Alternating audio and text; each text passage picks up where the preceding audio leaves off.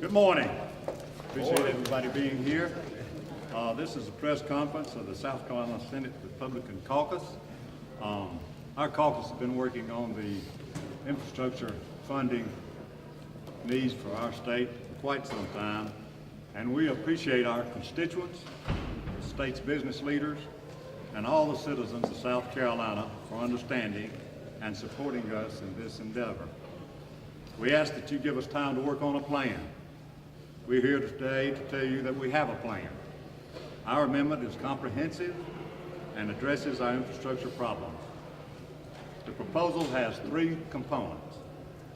First, the governance of the South Carolina Department of Transportation. Second, highway funding. And third, personal income tax reform. I want to recognize three senators of our caucus that's been working tirelessly on this issue for months. I'd like for each of them to give a brief explanation of each of the areas that I just mentioned.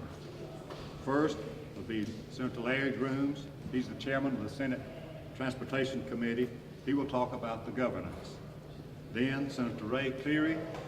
He's the subcommittee chairman of the Senate's Finance Committee that addresses funding. And third, Senator Sean Bennett. He's a senator with significant professional experience in finance and will discuss personal income tax reform. First, Senator from Berkeley, Senator Grooms. Back in 2007, we made great changes to the Department of Transportation and its governance, but we didn't get all the changes that we had hoped for. We have an opportunity now to go a little bit further than what we did in Act 114, and that is part of this plan, the governance portion. What we propose to do would be to give the governor the ability to appoint all the DOT commissioners. One commissioner would be appointed from each congressional district. There will be a screening process to ensure that they're qualified. The appointees would then go to the Senate Transportation for screening and confirmation hearings. Then they would be confirmed by the full Senate. The governor would also have one at-large appointment. There would be 8 members of the DOT commission. The DOT commission would then be responsible for the hiring and firing of the DOT secretary. The commissioner's terms would be a 6-year term, a little bit longer than they currently have. No commissioner could serve from the same county once they retire. So there will be a county rotation within the congressional districts. This is something that we tried to achieve a number of years ago. We did not get there. We have the most professional DOT commission that we've ever had right now, but it's still not enough. The public needs to have confidence that horse trading does not occur and that we build roads based on actual need instead of on political preferences. This plan ensures that occurs. Thank you, Senator. Now we have Senator Ray Cleary to talk about the funding. Senator Cleary. Thank you, Mr. Chairman. First, I would like to thank the committee, in fact, the several committees that we've worked on and worked together on. And what impressed me the most about all these committees, especially the committee that we're talking about today, is they weren't focused on a Band-Aid approach. What we wanted to try to achieve for the citizens of South Carolina was a long-term solution, not one just kicking the can down the road. I think when you finish and seeing the finished product of what we're going to talk about today, you're going to see that it's fiscally sound, but it's also financially prudent in the way we're going about it. Now, when we talk about the road needs, I will tell you and want to share with you that we started it that we needed to raise at least about $710 million minimum. And the reason we got that number is that the research analysis that the House Ways and Means, Ryan Burchett got this from Christy Hall back on January 8th. And it says, to capitalize it, the total cost to improve all the state's pavements to fair or better condition is $710 million annually for 20 years. Okay? At this point of time, what we will show you is that within 5 years, we will be at $800 million per year. It will have some growth factors in it, and it will then meet the long-term needs. I can go into the details of it, but the major details are that it phases a gasoline fee in of 4 cents a year for the first 3 years, and then indexes it. but it never becomes higher than our surrounding states.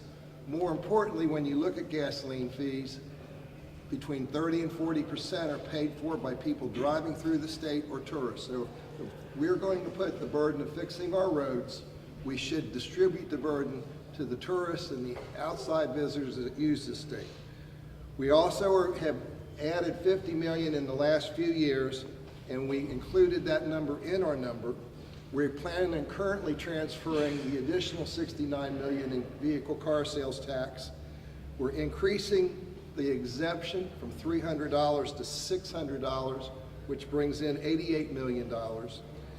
We are going to change the fees for the driver's license, which is the lowest in the Southeast, from $25 every 10 years to $50, which brings in about $11.7 million. We're also changing the decals or the registration, and that will bring in about $24 million plus dollars. We're putting a fee on electric and hybrid cars. What's important is we're not as even high as what Georgia has recently done in the last few days, and that brings in about $1.2 million. And then we're going to change the road user fee on the trucking industry that they have agreed to, which will actually allow us to collect more money from the out-of-state truckers, and that brings in $10 million. Altogether, that will bring in the first year for DOT $390 million. In the fifth year, it will have a total value, according to the BAA, of $800 million. I think our committee and the caucus and the other committees we worked on have met the needs for DOT for the long term in this state. Thank you, Mr. Chairman, for allowing me to work with you. Thank you, Senator. Next, we have Senator Sean Bennett to talk about the income tax reform. Senator Bennett. Thank you, Leader. Good morning, everyone. Thank you for coming. I, too, before I get started, want to thank everyone in our caucus and those in the private sector that we've worked with over the last few years to get to the point where we are today. One of the components, it was clear early on, had to be some sort of relief package for our citizens. And when we looked at that, when we really started talking, there were really kind of three criteria that we went by in trying to develop this plan. First of all, how can we return some of the growth in the revenues of the state of South Carolina back to the people who are responsible for that growth?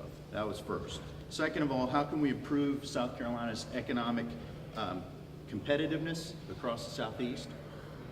And finally, how can we bring our tax structure in line with our neighbors? Georgia's income tax is 6%, North Carolina's is at 5 3/4. How could we get more competitive with our neighbors on that? So therefore, through many discussions and back and forth calculations with BEA and a number of other agencies, we have decided that what we're going to propose is that we are going to cross the board, reduce the South Carolina income tax by 1% in every bracket. Not certain brackets, but every bracket. So the 6% bracket will go to, or 7% bracket will go to 6, 6 will go to 5, 5 to 4, so on and so forth.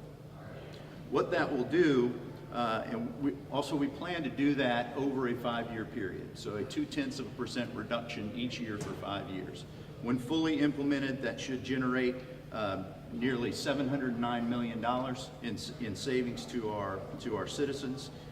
The important thing to know here, however, is that we are using growth only. You can see a chart behind me that shows we have continued projections of good growth in South Carolina going into the future, certainly for the next few years, if not beyond. Our proposal only uses a portion of that growth. So therefore, money will not be raided from the general fund. There will still be money there in an increasing amount in our increasing population to take care of public safety, education, and all other core functions of government. Even with this reduction, all of our estimates indicate that we should on average have a 2.8 to almost 3% growth rate in our revenues in this state with this tax deduction or tax reduction. Also important to know that there will be circuit breakers in place. So those circuit breakers will ride also with the revenue projections that Senator Cleary was talking about. So if we happen to have an instance where the revenues don't come in as estimated, we're able to scale back that, not only the tax reduction, but also the revenue increases on the DOT side. Those will ride in tandem, and I think that's gonna help everybody along. I think what this does is it really dispels that you cannot have dedicated road funding, tax relief, and reform together. We have seen that time and time again in the public. We have seen that time and time again from people that call our office.